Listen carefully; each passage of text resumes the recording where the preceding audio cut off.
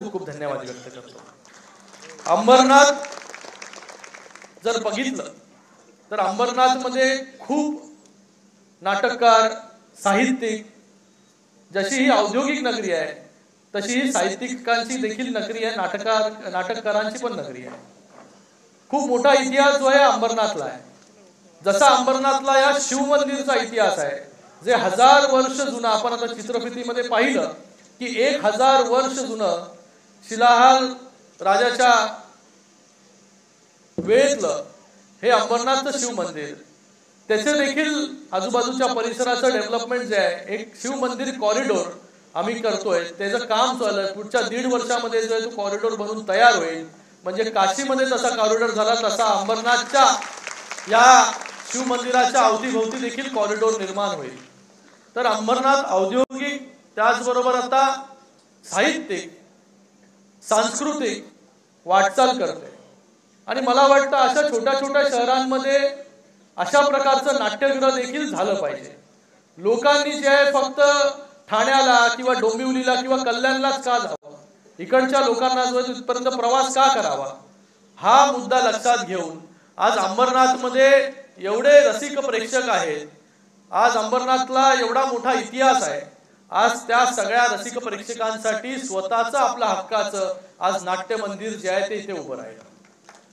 आज या नाट्य मंदिराला धर्मवीर आनंद दिघे साहेबांचं नाव जे आहे हे दिलं गेलं।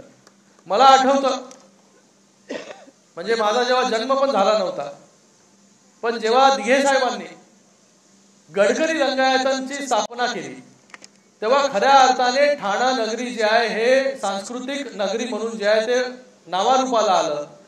पुढे पुढे जे आहे ते हळूहळू पुढे गेलं। मला वाटतं आज अंबरनाथ मध्ये देखील तशीच सुरुवात जी आहे ही धर्मवीर आनंद दिघे साहेबांच्या नावाने जे नाट्य मंदिर इथे झालेले आहे त्याच्यामुळे होणार आहे। मला वाटतं या नाट्य मंदिराचं नावं जी आहेत, खूप लोकांनी वेगवेगळ्या नावांची सूचना मागणी केली। कोण म्हणालं धर्मवीर आनंद दिघे साहेबांचं नाव द्या, कोण म्हणालं अण्णाभाऊ साठेंचं नाव द्या, कोणी म्हणालं बाळ कोळटकर यांचं नाव द्या। आज जे बाळ कोळटकर आहेत हे देखील अंबरनाथचे खेर सेक्शन मध्ये राहत होते। आज त्यांचे देखील हजारो नाटकं जी आहेत ती आज देखील जे आहेत ते सुरू आहेत। अनेक गीतं जी आहेत बाळ कोळटकरांनी या ठिकाणी लिहिली आणि आज देखील आपण ती ऐकतो। मला वाटतं त्यांचा सन्मान देखील जो आहे तो आज अंबरनाथ मध्ये झाला पाहिजे।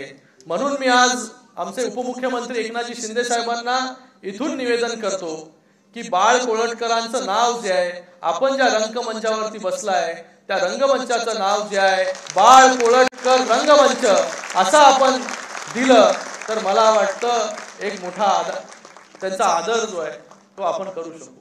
आणि त्याचबरोबर अण्णाभाऊ साठे, लोकशाहीर अण्णाभाऊ साठे यांच्या नावाची देखील मागणी होती। काही लोक मला येऊन भेटले इथे, मी त्यांना देखील सांगितलं की बाबा त्यांचा देखील जो आहे तो मान जो आहे सन्मान राखला जाईल आणि ह्याच नाट्यगृहाच्या प्रांगणामध्ये जे आहे लोकशाहीर अण्णाभाऊ साठे यांचा पुतळा जो आहे तो उभारला जाईल। मला वाटतं हे नाट्य मंदिराचं नाव दिघे साहेबांच्या नावाने, आज दिघे साहेबांच्या नावाने ठाण्यामध्ये एक कॅन्सर हॉस्पिटल उभं राहत आहे आणि त्याच्यानंतरची ही दुसरी वास्तू जी आहे ही ठाणे जिल्ह्यामध्ये अंबरनाथ मध्ये इथे उभी राहते। कारण की त्यांनी देखील जे आहे हे संस्कृतीला चालना मिळाली पाहिजे, त्याच्यासाठी दिघे साहेबांनी देखील या जिल्ह्यामध्ये मोठं काम केलं। म्हणून आज त्यांच्या नावाने हे नाट्य मंदिर जे आहे इथे आपण त्यांचं नाव जे आहे त्यांचं नाव या नाट्य मंदिराला दिलं।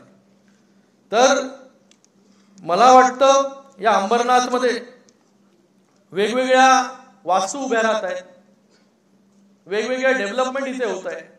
त्याचाच भाग आज एक आजच्या दिवशी या नाट्य मंदिराची उभारणी इथे झाली आणि त्याचं लोकार्पण पण झालं। मी सगळ्यांचं, जे लोकांनी याच्यामध्ये सक्रिय सहभाग घेतला त्या सगळ्यांचं खूप खूप इकडे धन्यवाद व्यक्त करतो। मी इथे धन्यवाद व्यक्त करतो डॉक्टर बालाजी किनीकर यांचं, धन्यवाद व्यक्त करतो अरविंद वाळेकरजी यांचं, मनीषाताई वाळेकर यांचं, त्याचबरोबर मी धन्यवाद व्यक्त करतो आमचे सर्व जे लोकप्रतिनिधी आहेत जे लोकप्रतिनिधी सत्ताधारी पण आहेत आणि त्याचबरोबर जे लोकप्रतिनिधी विरोधामध्ये पण आहेत, या सगळ्यांचं मी धन्यवाद व्यक्त करतो. कारण की अंबरनाथमध्ये आल्यानंतर मी विरोधकांचं नाव जे आहे ते आवर्जून इथे घेतो की कुठलीही वास्तू जी आहे इथे उभी राहत असताना त्याच्यामध्ये कधीही जी आहे ती आडकाठी करण्याचं काम जे आहे ते विरोधकांनी कधी केलं नाही. विकासाला नेहमी जे आहे प्राधान्य देण्याचं काम केलेलं आहे. तर मला वाटतं विरोधक चांगली भूमिका जी आहे गेल्या अनेक वर्ष बजावत आहेत आणि त्याच भूमिकेमध्ये जे आहे पुढेही त्यांनी राहावं अशी देखील अपेक्षा व्यक्त करतो. त्याचबरोबर मी इथे आवर्जून नाव घेईन आमचे अगोदरचे सीओ प्रशांत रसाळजी यांचं की त्यांच्या देखील कार्यकाळामध्ये प्रशांतजी कार्यकाळामध्ये अंबरनाथ शिव मंदिर, या अंबरनाथ मधलं 1 लाख पुस्तकांचं ग्रंथालय असेल, या अंबरनाथ मधलं हे नाट्य मंदिर असेल, या अंबरनाथ मधलं शूटिंग रेंज असेल, ह्या सगळ्या गोष्टी ज्या आहेत या सीओ असताना आणि त्याचबरोबर नगराध्यक्ष मनीषाताई वाळेकर असताना या सगळ्या गोष्टी झाल्या. या सगळ्यांचं मी आणि सुनील चौधरी ज्यांनी नेहमी या अंबरनाथ मध्ये वेगवेगळे कार्यक्रम जे आहे हे साहित्यिकांना एकत्र करण्याचं काम, नाटक कलाकारांना एकत्र करण्याचं काम जे आहे हे ज्यांनी प्राधान्याने प्रयत्न केला असे सुनील चौधरी यांचं देखील मी इथे खूप खूप धन्यवाद व्यक्त करतो. मला वाटतं सगळ्यांचं. तर मी पुन्हा एकदा सगळ्या कलाकारांचं, रसिक प्रेक्षकांचं, माननीय उपमुख्यमंत्री एकनाथजी शिंदे साहेबांचं खूप खूप धन्यवाद व्यक्त करतो की अंबरनाथवरती त्यांनी नेहमी प्रेम जे आहे दाखवलेलं आहे, जास्तीच प्रेम दाखवलेलं आहे. म्हणून मोठ्या प्रमाणामध्ये निधी जेव्हा शिंदे साहेबांनी दिला त्याच्यामुळे अंबरनाथमध्ये एवढ्या सगळ्या वास्तू ज्या आहेत त्या उभ्या राहिल्या. त्यासाठी जोरदार टाळ्या ज्या आहेत उपमुख्यमंत्री एकनाथजी शिंदे साहेबांसाठी. सगळ्यांचं पुन्हा एकदा मनपूर्वक धन्यवाद. जय हिंद, जय महाराष्ट्र.